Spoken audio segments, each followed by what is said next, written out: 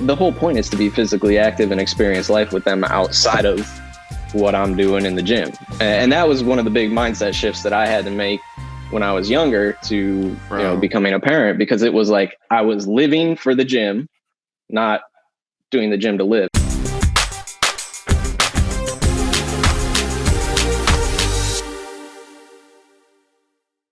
What's going on, guys? Welcome to another edition of Dads on Purpose, the podcast. I'm your host, Josh Ashford. And as always, got the big homie KB, Mr. Kevin Bergans. He's warming up. Kev, how you doing, man? What up, baby? Let's go! I wait every week to do this. I'm so excited to be here on Dads on Purpose podcast. Let's go. Your head's really shiny today. Is it? You like it? Yeah, it's full. It's fine. Anyway, we got company, man. Jack, oh my God, I'm gonna mess up your last name. I'm gonna try it though. Santora. Nailed it. Hey. Perfect. Hey. Jack, introduce yourself to the people. All right, guys. I am Jack Santora. I'm a mobility specialist. And it's basically stemmed out of, as we kind of talked about already, is being a exercise physiologist. So, this is good. I told you. See, this is why I stop people talking before we actually record. Is because we have these conversations, and then you're like, "Yeah, remember we talked about it before." The people don't know. Don't know that. They don't know what an exercise physiologist is. I did that for fun because when I'll be honest, when I jumped on the link, I was expecting you guys to already be ready and going with that recording. I'm used to using Zoom, so it's like, I was like, okay, put the game face on and start going like live. We're in it. But yes, I'm an exercise physiologist by trade. My niche is mobility specialist at this point. And I've been doing it for a long time, honestly. So it's been about 15 years. 15 years almost at this point. Mobility? Yeah. Not the mobility specifically. So as an exercise physiologist, that's been, straight out of college, took that as my career and everything. But getting into the mobility and really honing in on that and specializing on that, it actually came, probably a good halfway through that, 7 years into my career already. Wow. Okay. And it stems from personal experience. I was really suffering from things myself. And it's funny because, I'm the exercise physiologist. I'm the trainer. I'm the guy that is giving people these things. I'm fixing everybody else, but I need to fix myself. and I got to fix myself. Exactly. Yeah. So I took time to step back and really hone in on it. Honestly was something that I had worked in a center that was, medically based. So it was like cardiac rehab center, physical therapy, pulmonary rehab, but I was also working at a sports performance place at the same time. So I was working with people. I always joke. It's like I was working with kids that were 4 years old and I was working with kids that were 90 years old. And then there's no joke there. I mean, it literally spanned that whole age. So it was just a matter of the day and the time and where I was. But it was really interesting because I had, I'd always work out. I'm at a gym often and I could have access. And I was working out 5-6 days a week for at least an hour, if not more than that, and coaching and doing stuff on top of that. So, sounds miserable. Looking back on it, it wasn't a really very fulfilling lifestyle. Let's put it that way. Right. So it was based on the wrong things, and that was driving it. But as far as hold on, what were the wrong things? Because we know, but I just want you to say it. Aesthetics, man. Right? That's Aesthetics. not what I want you to say. Well, Jack was out here choosing. The aesthetics drove other motivations. Let's put it that way, right? Okay. Hey, Jack. Is that what you were getting at right there? Hey, Jack. So tell us a little bit more about mobility, so our listeners can understand when we say when we're on here talking about mobility, what exactly mobility is, or Sure. So the most simple way I could sum it up is your ability to function as a human being the way that your body's designed to. Does that make sense? Yeah. Okay. Yeah. So your joints have a specific design. The muscles around them have a specific function. And that's what we need to know really to make sure that everything's working the way that it should. So that's really kind of as simplified as I can make it with mobility. I think it's, again, I'll say it's a fairly young thing, because I think a lot of the mobility techniques that we see have recently come out of like CrossFit and, some others that are in there as well, like Kabuki strength. You'll see some stuff from Chris Duffin, Mad Scientist.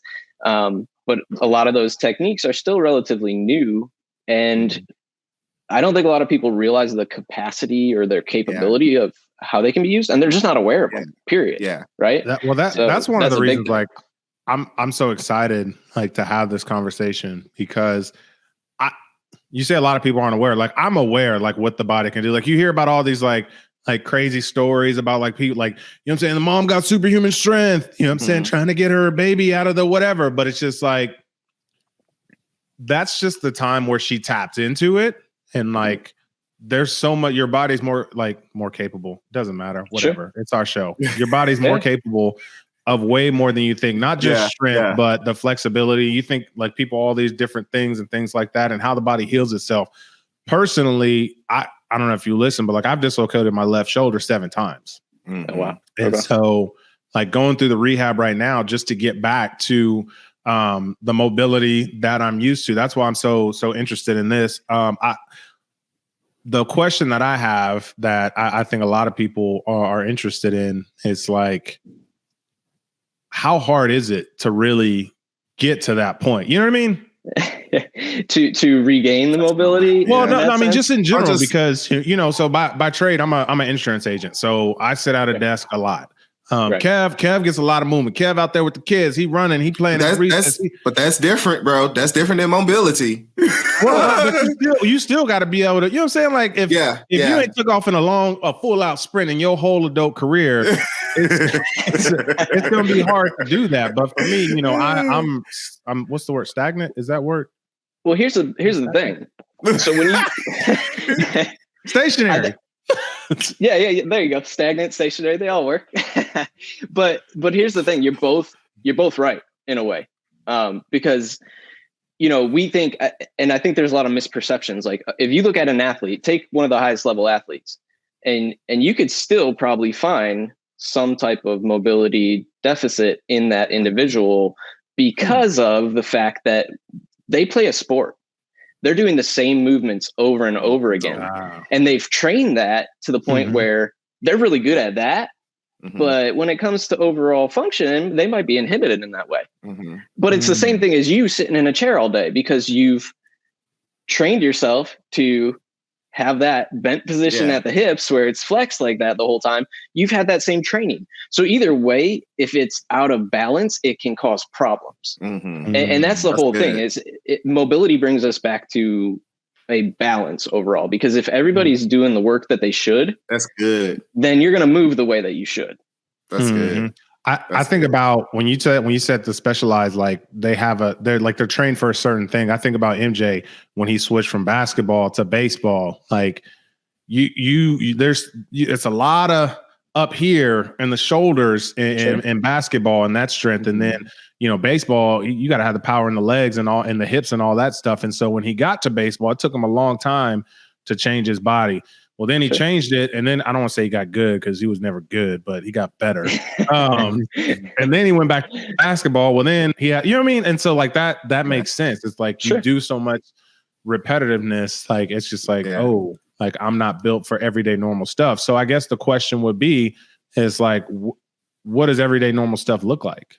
But can I jump in before we get there? I think, yes, because you always be trying to move forward, man. But you be missing some nuggets, because I think the biggest thing that I secretly took some training classes, so I understand this very well about imbalance. And I think people don't really recognize that, because if I'm in the gym and I'm lifting weights and my chest is getting bigger and my arms are getting bigger, they're not understanding that there's still an imbalance or overall form. So you can't just do pull-ups and not do triceps. Like you gotta find a balance. If you could talk a little bit more, because imbalance doesn't even, I've learned that if I had an imbalance, it cannot just affect that area, it affects other areas. So if there's an imbalance in my legs, then my hips are hurting, but it's not necessarily the hip that's the problem.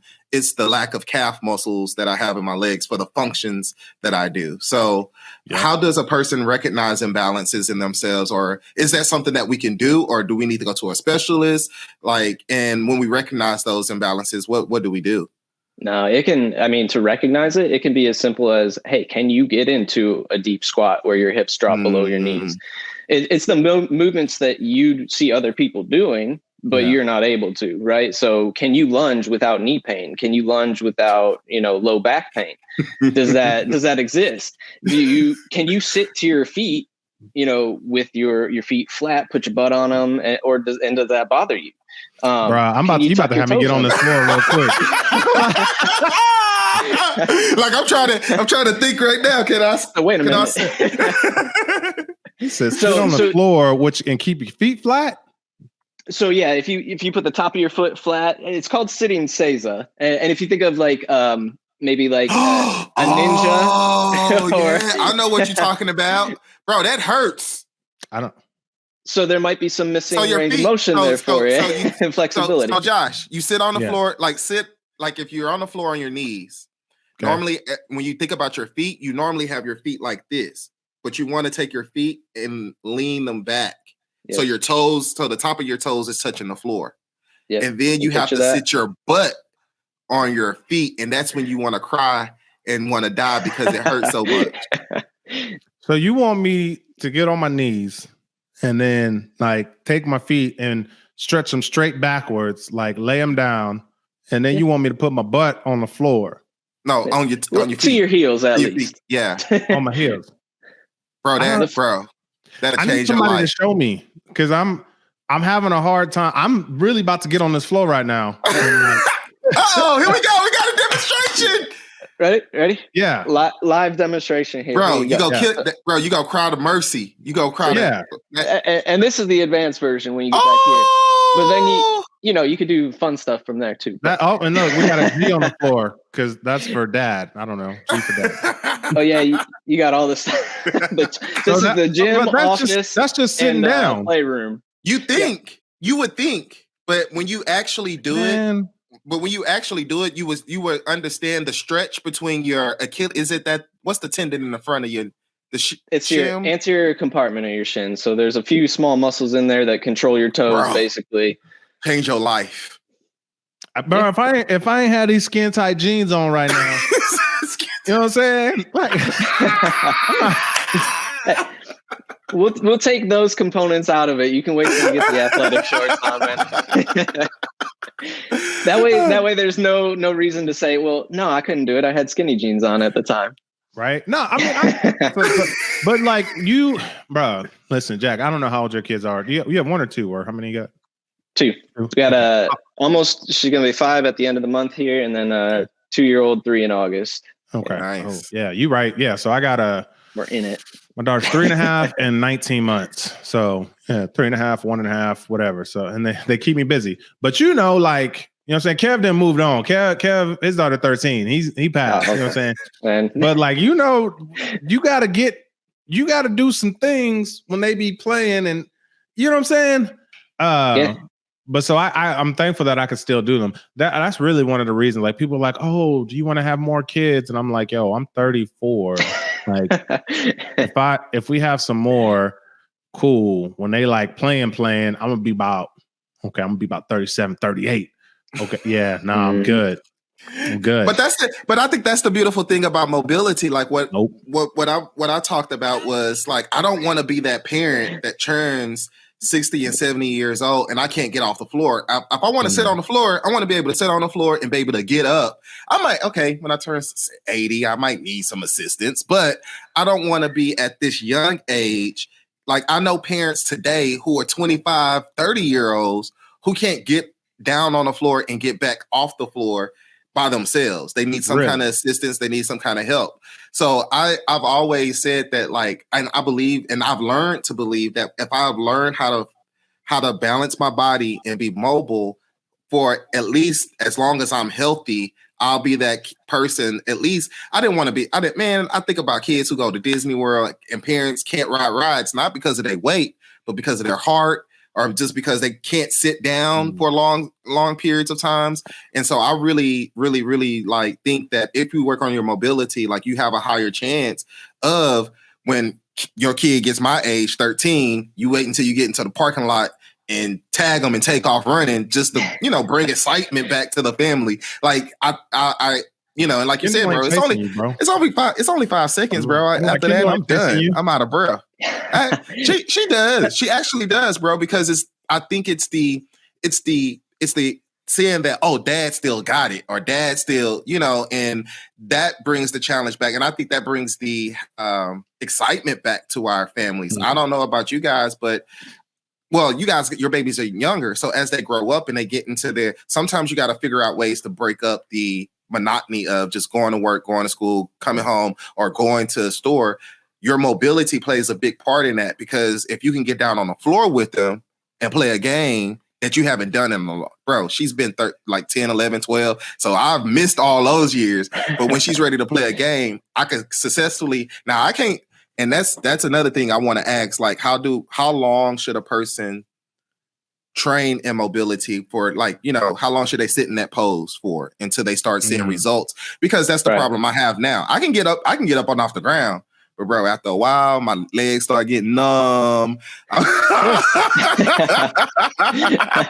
That's what 40 do to you. You be like, hold on, man, give me a seat or something.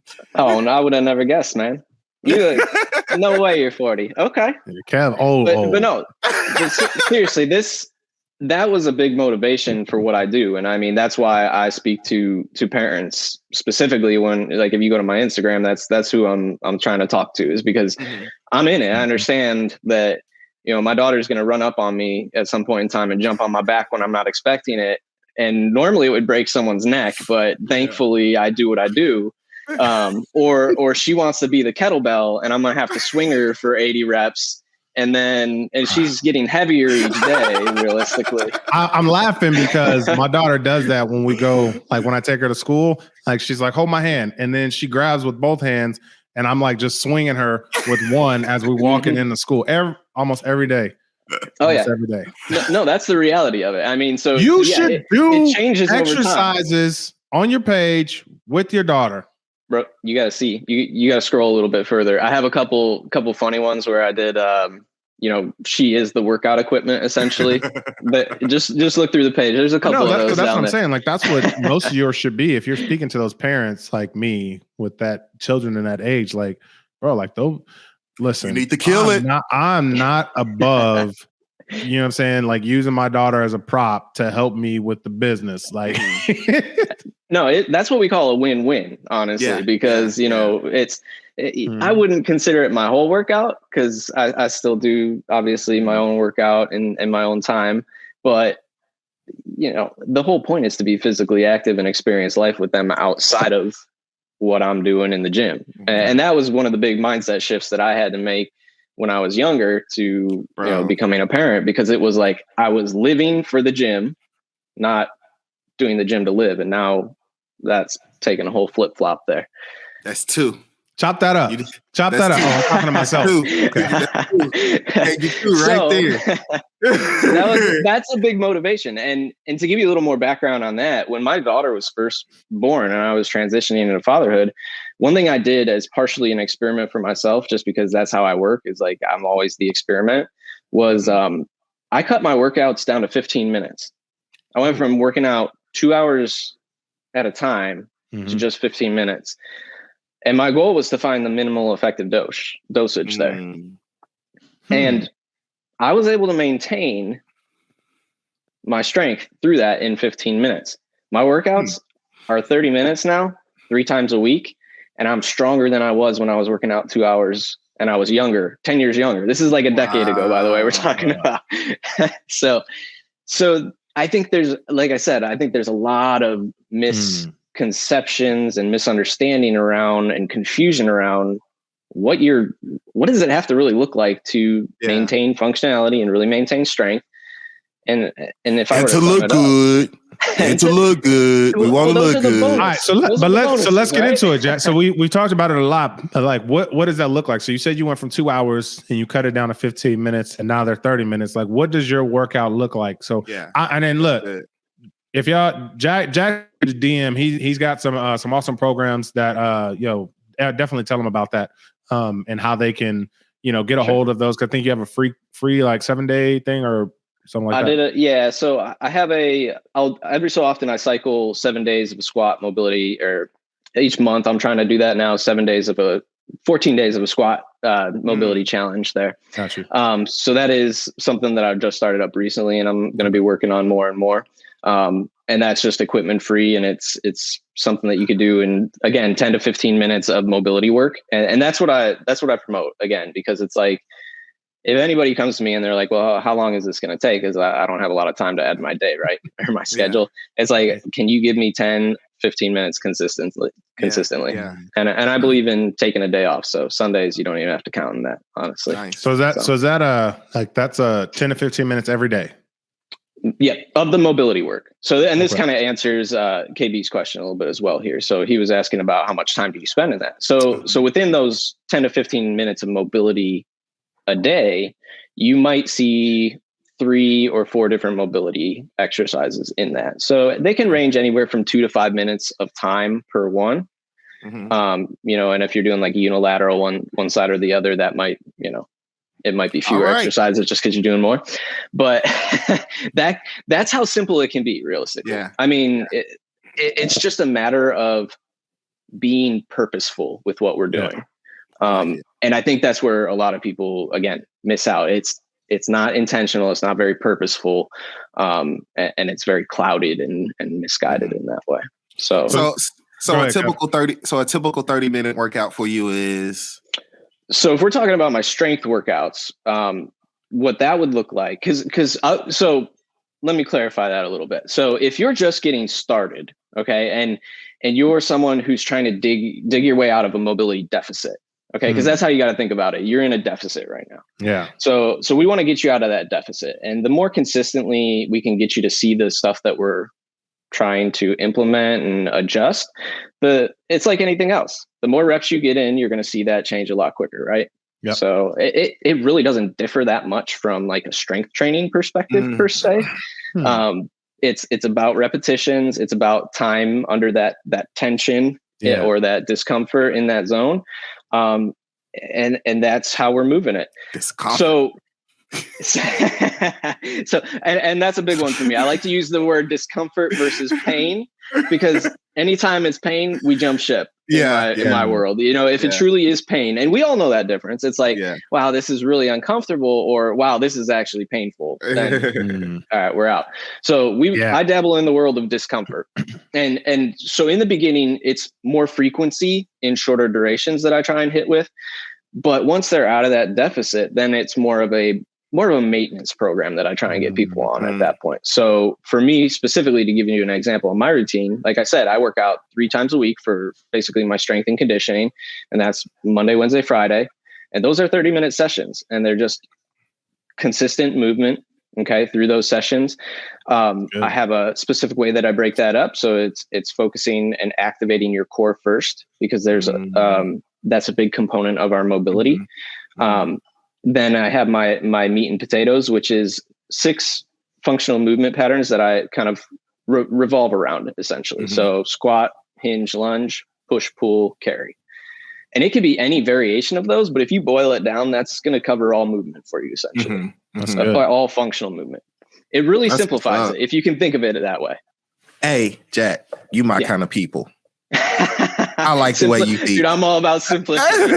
I like the way. Well, because, we grew up, like you said, we grew up in the world of strength in like high school, or where we come from, where you're doing, chest or upper body on Monday, lower body on Tuesday, cardio on Wednesday, upper body on, and you're splitting it up, but you're spending like 2 to 3 hours doing upper body, or 2 to 3 hours doing lower body. Then you might skip Wednesday just because it's cardio. You really don't want to do it anyway. And then you come back on Thursday, on Friday. And that's the world that we live in. And I too was thinking the same thing. Like, I want to be fit. I don't want to necessarily be muscular. I want to be fit. And I needed to find something. And that's when I got into jump roping, because I needed to find something that I could burn in like calories and not have to be there all day thinking like, did I do enough, or am I spending enough time doing it? But I love your idea of all of those functioning movements at the same time, and not on a different day, but at the same time, because they're important.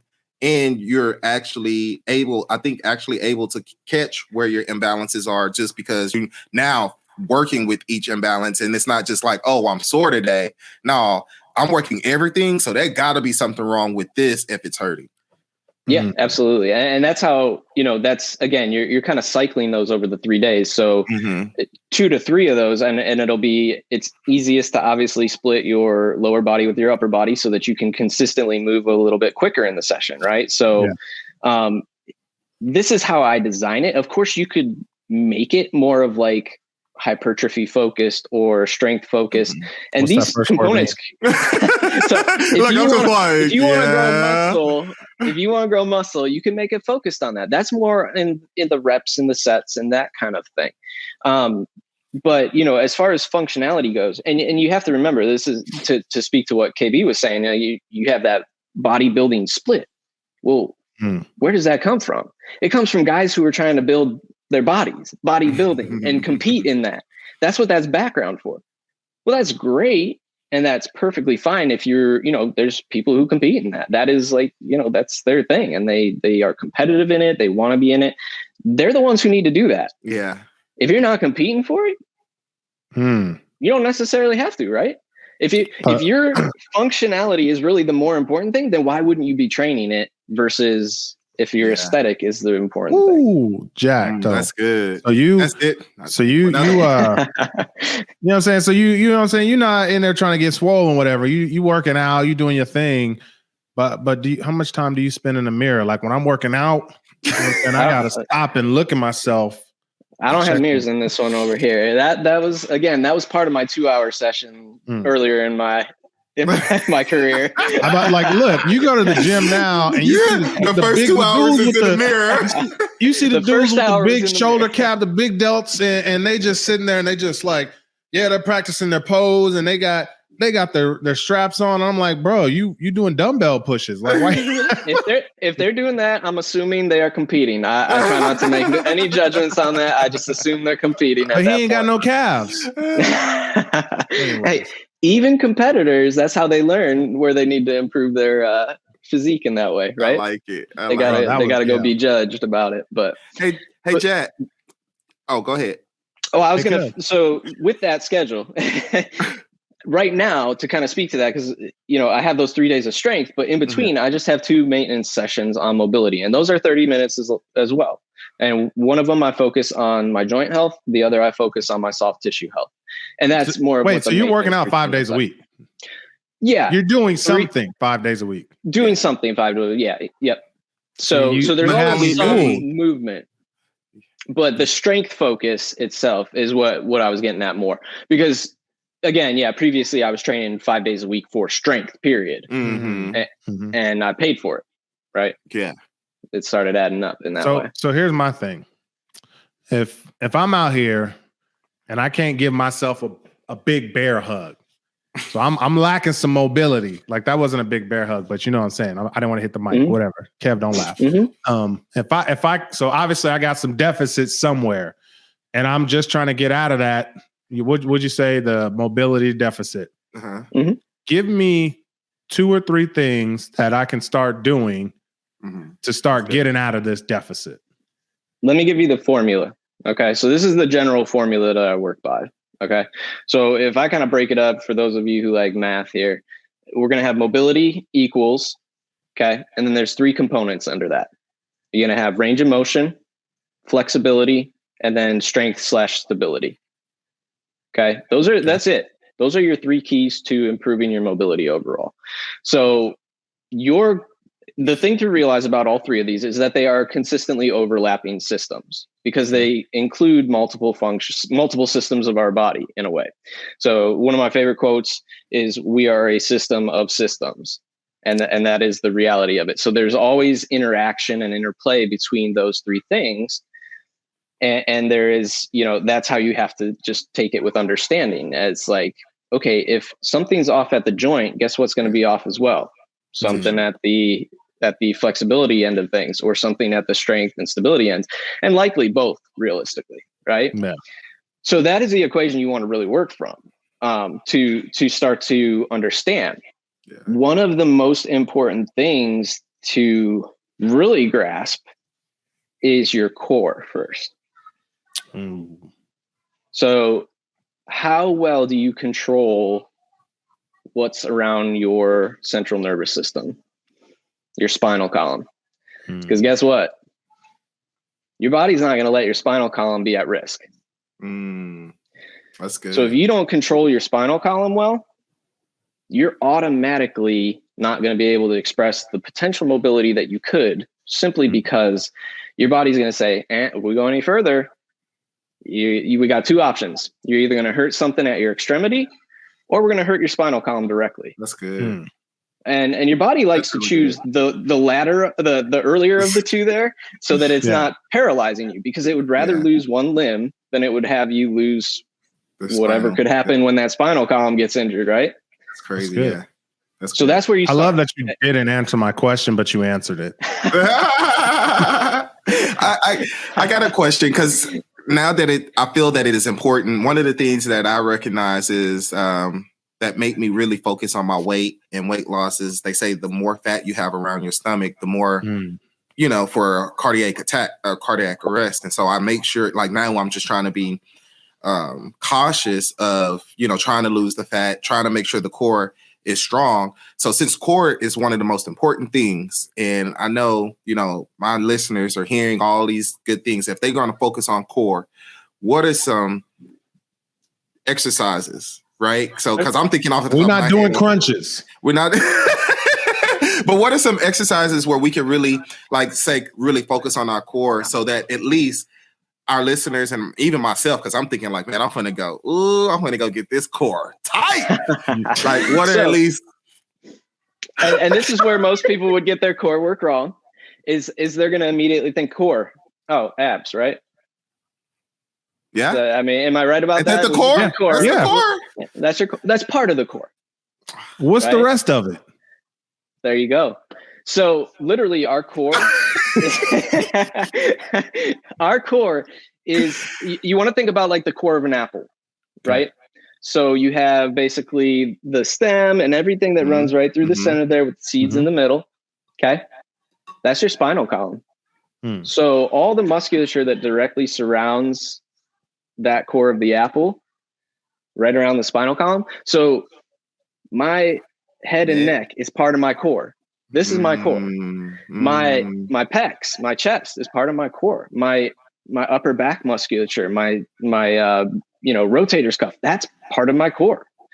My spinal erectors that run and keep me upright, that's part of my core. My butt is part of my core.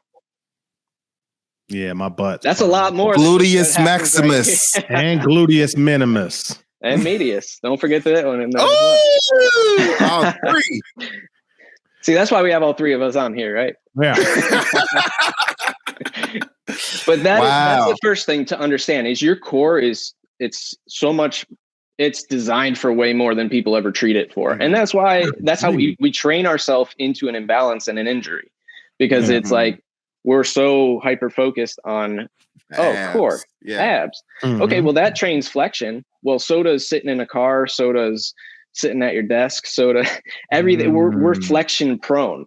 So what are you doing for your back actually that's gonna balance that out? So I mean, there's a million exercises that we could do out there, but the way to kind of, again, give you more structure around, because I could tell you 1,000 exercises, but really, what does that mean? Yeah. It's more about how you scale it. So the first thing that I think everybody really needs to work on is organization and stability. And that is simply just being able to find what neutral spine is. And KB's straightening up right now as I talk about this. He's feeling convicted. So you find that neutral spine, and then can you hold it?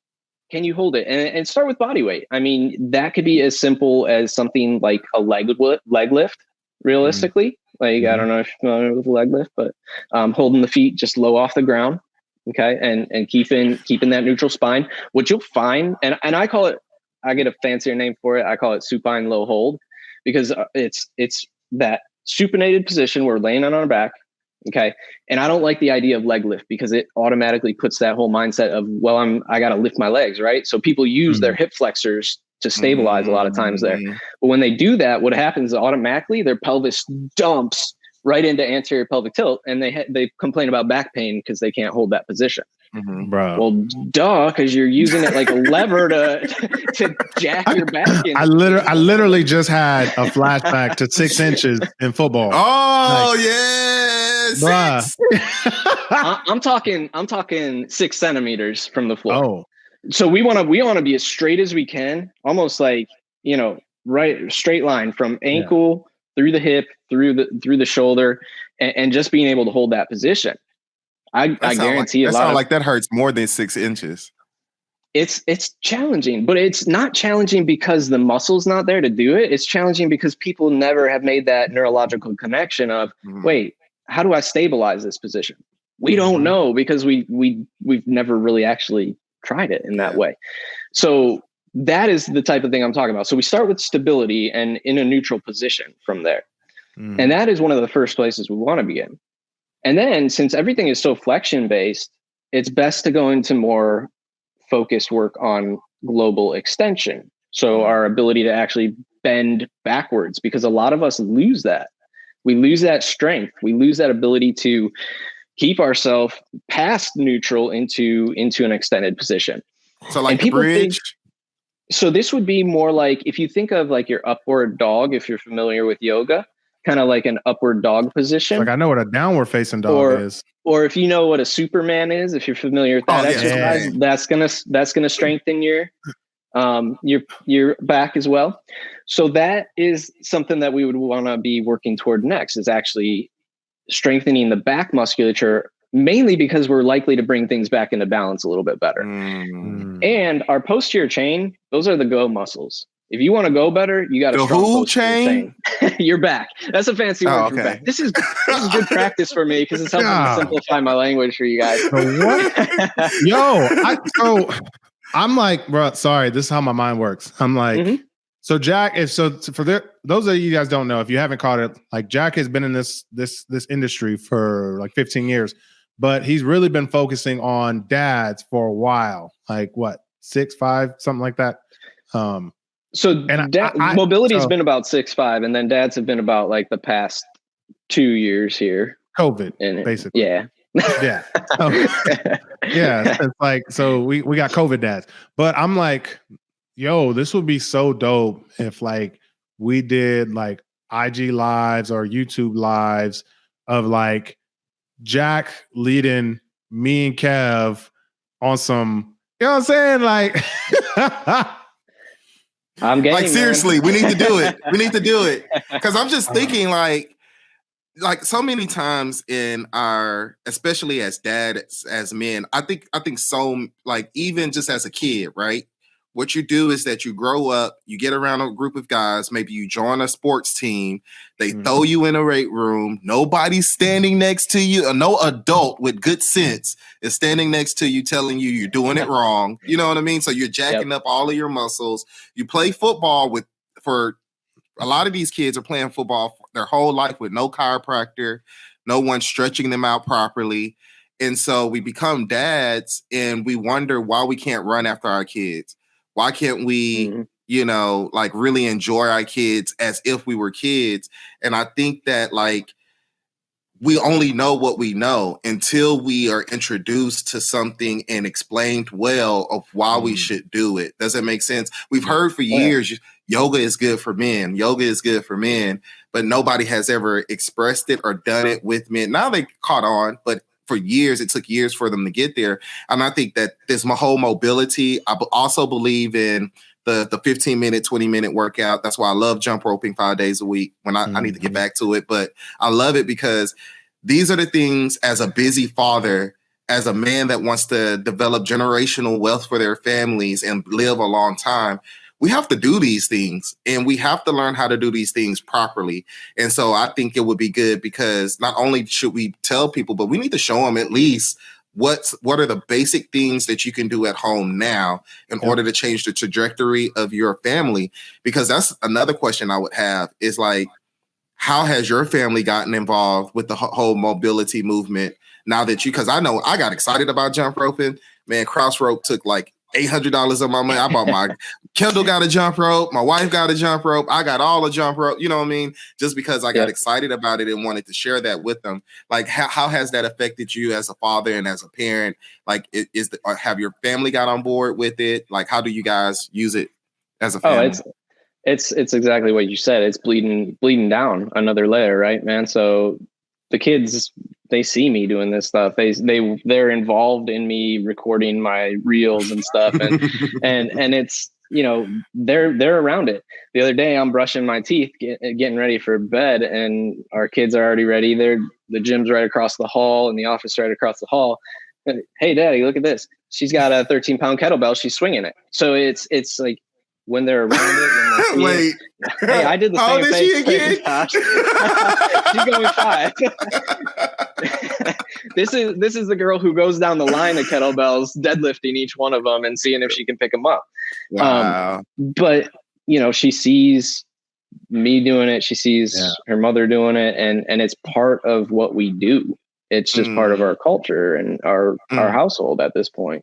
And you know, and that they obviously don't grasp all of it. For them, it's play in the stage that they're in. But as they get older, that's already a seed that's planted, where it's kind of like, well, they're going to at least have that base understanding and knowledge just from being around it and experiencing it, whether I explain it or not. And, that's good. You know, so they get it no matter what. And it goes for the same for strength. So even if you're not doing the mobility piece, which you should be, in my opinion, everybody's, you know, missing that piece right there. But even if you're not, and you know, you're doing the strength and you're doing the cardio, you got those pieces, right? Well, that's awesome. That's great. So where's the piece that's failing you is always my question. Yeah. A lot of times it's like, you can still do the strength, you can do the cardio, but guess what? Things are still hurting, aren't they? Things aren't quite moving the way they It all hurts, man. So Josh, we got to do some more talking, man. After this said that. I'm gonna tell you right now, I would be your worst client. Ask my chiropractor, man. Like, he's like, what did he say? Oh my goodness, what did he ask me this week? And I was just like, bro, that is a good term that you use, because like I can't dodge it. What did he? Oh, he was just. I think he asked me like, how consistent have I been with the work? Or because usually he asked me like, hey, how'd you feel? How you been? How you been doing? And I'm like, oh, and he's just like, sitting there working on something. He's just like, well, how consistent have you been with the exercise? I was like, God. But I was like, oh, it's, you know, I've been doing them every other day. He's like, oh, that's good, because usually, like, I'll be like, oh, I haven't done anything in a week. But I am like, I'm his worst. Ain't following none of the instructions. I'm not gonna lie. Like, I don't know why I'm paying. I'm literally. It's like people having a gym membership and not going. Like, what you doing? Yeah. And that it's real. I mean, that is real. Anyway, that's the biggest thing we struggle with. Being honest with ourselves, and I'm making Josh feel uncomfortable now. He's like, "Where's he gonna go with this?" I'm not uncomfortable. I'm not uncomfortable at all. I know where this is going. Well, you know, and it's all of us though. I mean, that's the reality of it. It's like, anytime I'm not seeing the progress that I want to see in any aspect of my life, my business, my mobility, my fitness, the only question I need to ask is, you know, okay, who am I lying to, and is it myself? And you'll know right away. And where am I lying to myself about this? And you have your solution right there. I mean, whole other podcast. Yeah. Because I'm a glaze over this real quick, because we talked about that. I think somebody else who was on here. I think we had Quest on here. And we were talking about marriage, and I was like, you know, I think about, I get mad at my wife for like certain things that she does, but at the end of the day, I got to ask myself, I'm like, Josh, are you really like, is it her fault? or is it your fault for assuming she was supposed to do something? You know what I mean? Like, where's the spoon? Like, who messed up? Mm-hmm. And but that's all we're gonna say about that. Jack, we getting out of here, man, because I got a meeting like right after this. But yo, what? First of all, thank you. Yes. Second of all, thank you guys. You. Third of all, I think it'd be dope if we did. We'll talk about that, but I really like that IG because one, that helps both of our platforms as far as like exposing dads to more flexibility and you helping. Anyways, so it helps everybody. But what it also does is it puts accountability on me and Kev, because I know how Kev is, like Kev, and I know how I am, and I'm. You know what I'm saying? Like, let's just keep it 100. But I'm gonna get it done eventually. Eventually. Anyways, Jack, what is something you want to leave dads with out there before we get out of here? You know, I think if I were to just kind of put something in everybody's brains, you know, it's easy, especially for guys, right? To play the stoic, to play the I can handle this type thing, especially, you know, with our own bodies. It's like, well, you know, pain's just a thing that I've dealt with my whole life, and I've just, you know, just push it down, right? That kind of thing. It's not worth it, first place, right? So, you know, if you really want to, the thing I never understand is like how you could possibly see your own body is not the best investment to make in you know, in general, because if that doesn't make, you know, if that doesn't make the first priority, and I get it, you want to serve and put that somewhere else to help somebody else, and whether it's your children or, you know, you want your wife to be able to afford things that she wants to buy, that kind of stuff. I get that. That's real. But at the same time, your body is it's where you're bringing in the cash, right? And it's how you're going to perform in your work and everywhere else in life. So pain affects us. I mean, I've experienced it firsthand as well. It changes who I am as an individual. Yeah. Whether I can pretend to suppress that or not. So if there's something that you're struggling through or you need to work through, then address it. Yeah. That's, you know, good. That I hate Band-Aid. I hate Band-Aid solutions. I mean, I'm talking stuff that's like, you know, going to a doctor and getting prescribed a medication and not really getting anything that's going to help you in that way. I hate that. Get to the root, address the root, and move on with your life realistically. Because so I know you're making a really solid point, but you talked about Band-Aid solutions, and all I thought about was like our government and the raising the debt ceiling. And then you were like, get to the root. And I'm like, oh, all right, that's where I'm at, man. All the political, we just had elections. The primary just ended yesterday. So anyway, yo, that's good. Where can they find you? Go ahead. Sorry, you were going to say something else.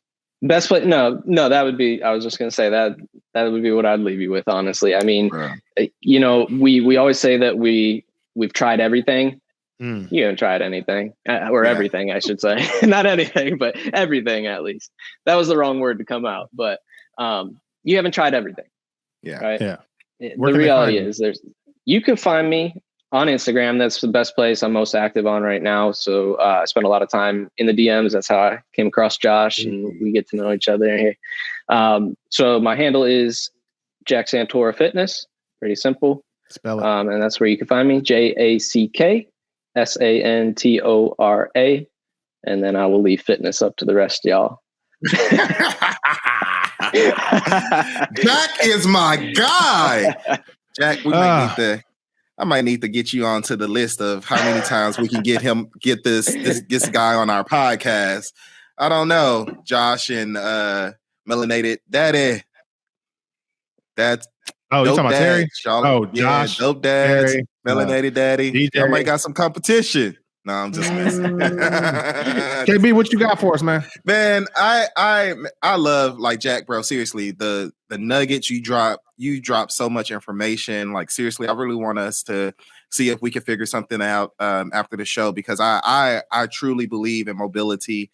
I truly believe in, like, even not like thinking past like the core being the abs, and it's being your whole core from the neck to the buttocks. Like, it's the change of thinking that I think people need in order for us to be healthy dads and to keep our temples ready so that we can be available for our family, available for the job, available for all those other things. But you said something very important that we glossed over and ran past, and it's being able to go out and have adventures with our kids.